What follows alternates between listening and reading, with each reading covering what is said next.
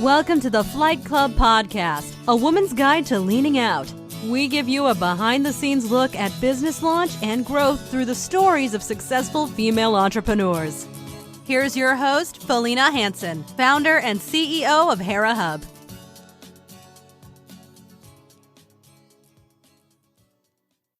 Hello and welcome. I am excited for my conversation today with Dr. Cindy Tsai. She is a board-certified physician turned entrepreneur. She's also a mindfulness teacher. She is a speaker and a coach, and she loves helping high-achieving professionals avoid burnout, which is such a critical topic, especially what we've all been through for the last 2 years.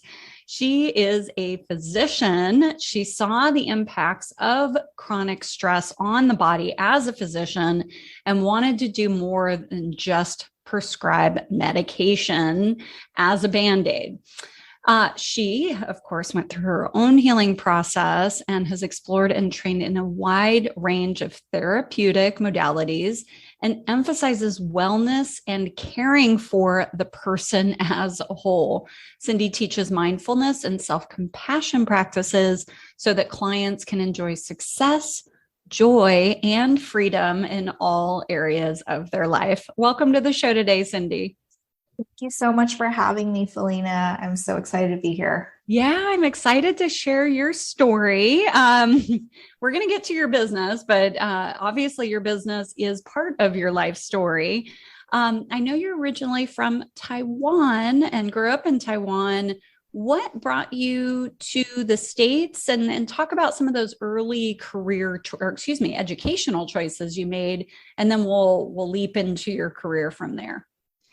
Sure. So ever since I was young, I wanted to become a doctor and follow in my dad's footsteps. And he was a surgeon. And I am the youngest of 4 daughters. And I grew up in Taiwan in a traditional Asian household. So there were a lot of expectations that were given. And I didn't want to be a failure, didn't want to be a disappointment. I thought that medicine was the perfect way to blend my interest of helping people and also my interest in health and wellness.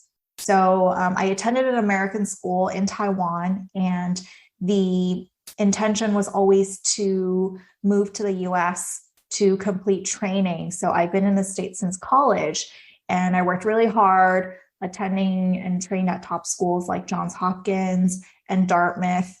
And I was so focused on becoming a physician, thinking that that was going to make me happy and fulfilled, and really just kept going, worked really hard, was a high achiever and a perfectionist in many ways, and really never paused to reflect and figure out what was actually important to me. So I think that really prompted a lot of my journey into transitioning into the business I am doing now, but definitely I would say a long history of perfectionism and achievement and all of that. My goodness. Yeah, I can only imagine. And it looks like you did your residency both in Chicago and San Francisco. Is that right?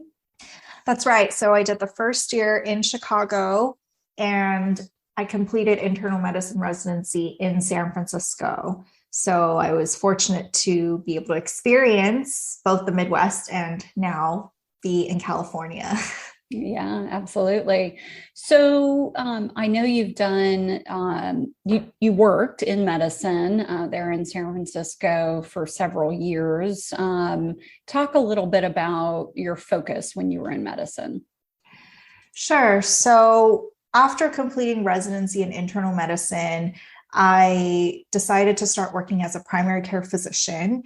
And it was because I really wanted to focus on building relationships with patients. I wanted to help them be healthy and well and focus on prevention. And I wanted to take care of people before they were really sick and in the hospital. And I thought primary care was the perfect way to do that, to see people on a regular basis, really build those relationships and empower them to take care of themselves. So I spent about 5 years as a primary care physician, as a medical director, and it was really, really a privilege to serve as a physician. And but I think for me, I was frustrated when patients were coming in with various physical pains and ailments that actually came from other parts of their life that they weren't really paying attention to, and oftentimes looked to medications as a Band-Aid, and really prompted me to want to do more to help them feel better and to heal, to look at the whole picture.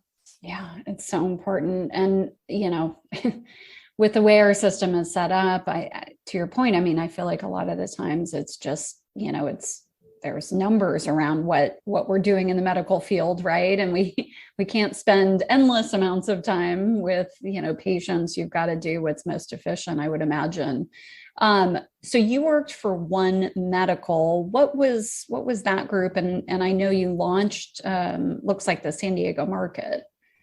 Yeah, so One Medical is a nationwide primary care practice, and the mission is really to transform healthcare for all. And what I appreciated was they really integrated technology into their care delivery. They had an app that was easy to use.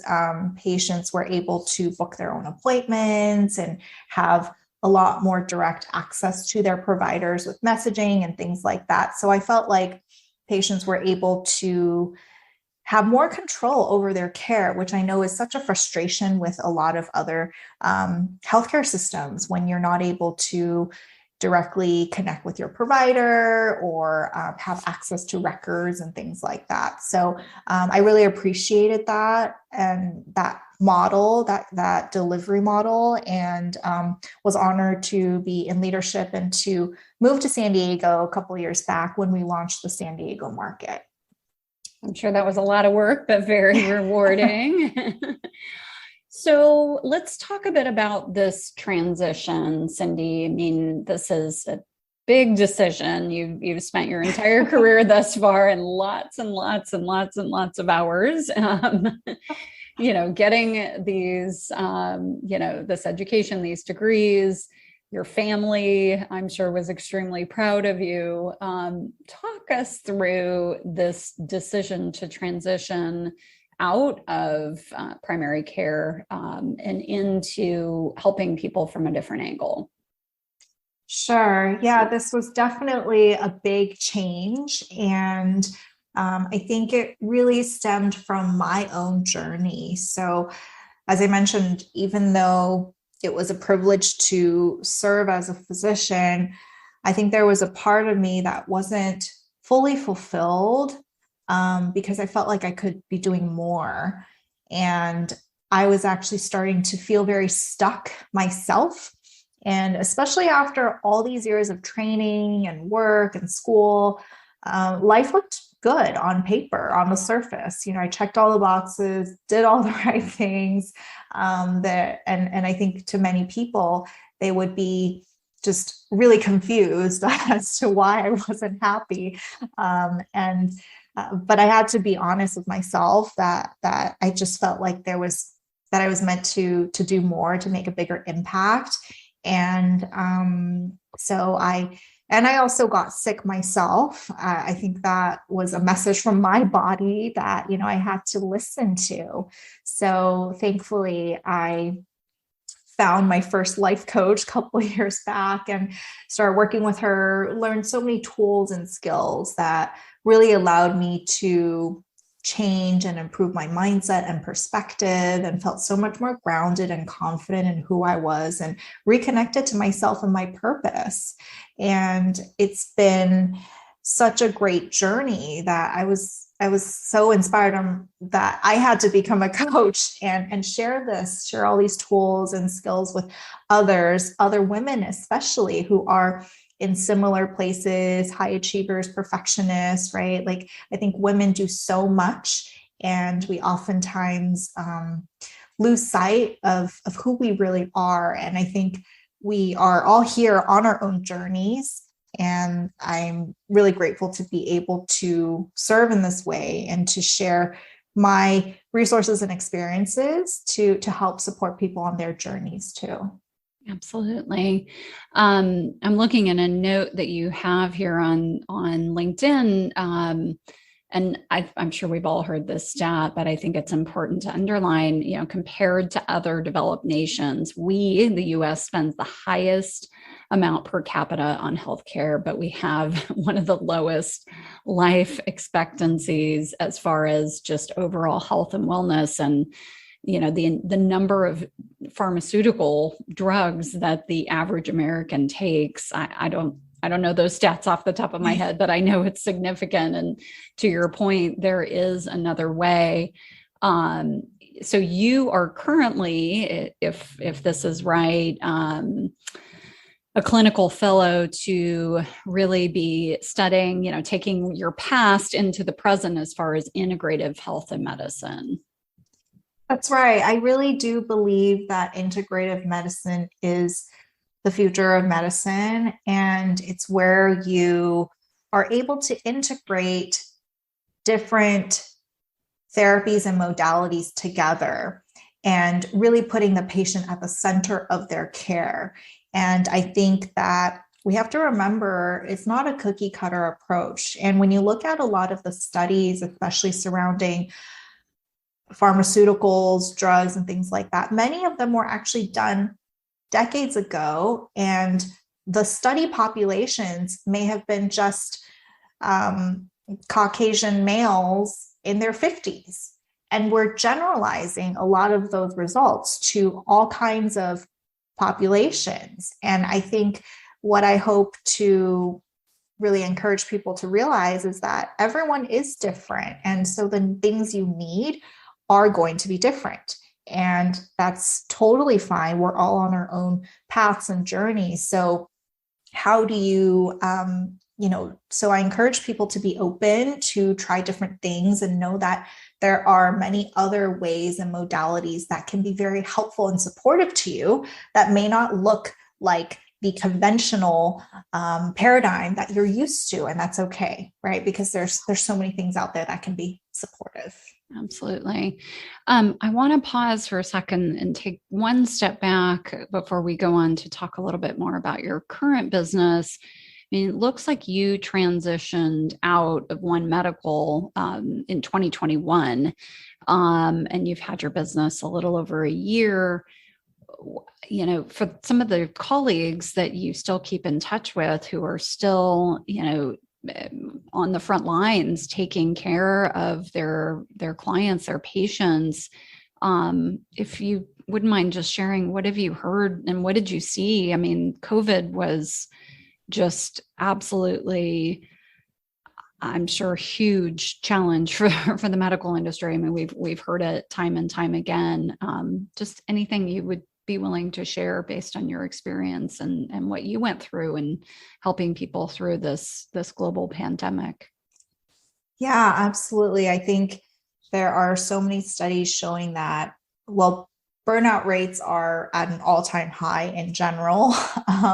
But I think especially in the medical community, and I did work through part of the pandemic, and many of my colleagues are still very much entrenched and showing up every day. And I think that it's such a challenge to really stay present and to really remember to take care of themselves, because I think so often we get into a pattern and we never pause to reflect and think about why we're doing it. And I think so often it's that oftentimes is what leads to burnout, right? When you're not really feeling fulfilled, you kind of develop this apathy almost, right? And you're just really feeling like you're not making a difference. And I think it's so important to remember and reconnect to your why, and to know that you are making a difference and that every little bit counts. And to know that it's not going to be perfect. There's going to be days when it's easy and days when it's super hard. And that's okay. But to learn how to really offer yourself that sense of self-compassion and belief in yourself as you continue on and navigate these uncharted waters, right? Like this uncertainty that we're in the midst of 2 years into the pandemic and still ongoing. I know none of us, I can't speak for everybody, but everybody I know, it's like that. We never thought this would go on this long. And then, as we're recording this, of course, we have then, Ukraine and Russia, and just, it's like, okay, no wonder why stress levels are so incredibly high. I mean, I know for myself, and I'm sure a lot of the women that you work with, Cindy, I call myself very type A, very, want to be in control, want to, make sure I know what's going on. And but the universe has sure taught us lessons over the last 2 years. Oh my goodness. Some days I'm like, I'm alive. That's all that matters. I'm gonna settle down, Felina. Okay. So let's get into your business. You made this transition. And I want to kind of just go back to one thing, that we talked about a moment ago. How did your family take this? You had mentioned at the beginning of our conversation, very, very driven family. How did they react to this decision to go out on your own? Yeah, it's interesting. I think that it was definitely a surprise when I first mentioned it. And, but I'm really grateful because my parents, I think they see how much happier I am now, how much more confident and grounded I am. And I think as parents, that's really what you want for your kids, right? You want them to be happy. And I know that part of their expectations came from, this idea that being a physician is a very secure job and career. And I'm always a physician, right? Like I'm doing training in integrative medicine. I see myself part of the future is really creating these wellness centers for people and offering healing. And so I am incredibly grateful to have the support of my family. And I think part of it is when you are so grounded in who you are, people respect that, people see that, and boundaries come naturally. I think for me, growing up, just I'm the youngest of 4 daughters, and there's a big age gap between me and my sisters. So I think growing up, I was always trying to do the right thing, keeping the peace, not speaking up, because I felt like I had to be liked by everyone. And I think through my own journey, through coaching, through finding myself, that's really allowed me to evolve and grow into this version of myself where I can be myself and feel good and feel enough. And that's really what I hope for everyone else too. Absolutely. That's great. So let's talk about your business. I know you are a speaker and you have a variety of topics that you speak on, such as mindfulness, burnout prevention, resilience building, which I know that's part of the work you're doing with your clients as well. Talk a bit about the business. How do you work? Is it one-on-one? Do you do any group work, and the types of folks that you work with? Sure. So I primarily offer one-on-one coaching, and this is one of my favorite ways to serve clients because I think in a one-on-one setting, you really get to know each other and provide specific, personalized tools and skills to really manage your life and the challenges that you're going through. And I do also offer group coaching programs and various life training programs, which I think can be very powerful too, because there's something about being in a group where you have that community, the support, the accountability. And I think that's why Hera Hub has been so great, is you get to meet other people, like-minded people, support each other on their journeys. So I do offer both one-on-one and group coaching programs from time to time. And I also do a lot of speaking, which I really enjoy, because I think I've been fortunate to have learned and acquired a lot of skills, experiences, resources, and I love sharing that with others. And through speaking and trainings, I think that's been a really great way to empower others. So those are different ways that I share and show up in the world. Awesome. I love it. And you are quite involved in the San Diego community through 6 Degrees, which is a very well-known networking organization here. And I know they've expanded beyond San Diego. Elevate, which is an incredible national association, which I'm also part of. And you recently joined NABO, the National Association of Women Business Owners, and Hera Hub. You are on it, girl, man. You're in all places at all times. I love it. I think that, when I first started this journey, I knew that I wanted to find community. I knew it wasn't a solo journey, right? I think for me, my background and just my whole life being involved in medicine, most of my friends are in medicine. I don't have that many friends who are in the entrepreneur space and business. So I knew I needed help. I knew I needed to, connect with other like-minded women, especially women in business, to support each other and grow together. So it's been great. I'm so happy we have all these different groups, and especially that we have virtual options, right, with the pandemic. So absolutely. Yes. So many options, but sometimes that can be overwhelming too. Oh my goodness. Well, Cindy, what are a couple of the things that you're really looking forward to for the rest of this year? I'm assuming you've got some speaking engagements lined up.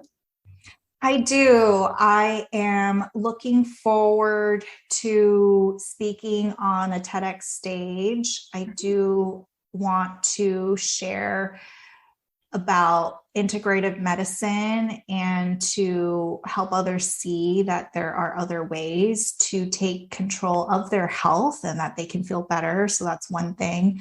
I'm also working on my first book, which hopefully will be published soon, and really continuing to come up with different ways to coach and train and serve to really help people live their best life with ease.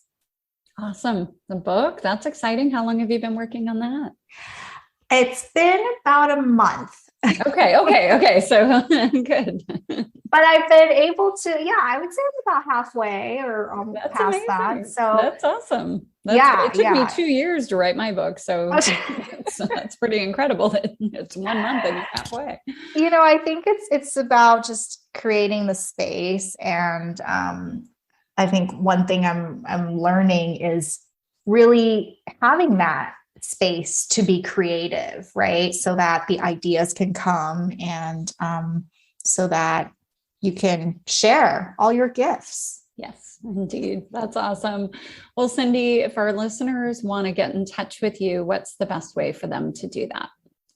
Sure. Please feel free to visit my website at cindytsaimd.com. And there's a contact link at the bottom, or connect with me on any of the social channels at Cindy Tsai MD.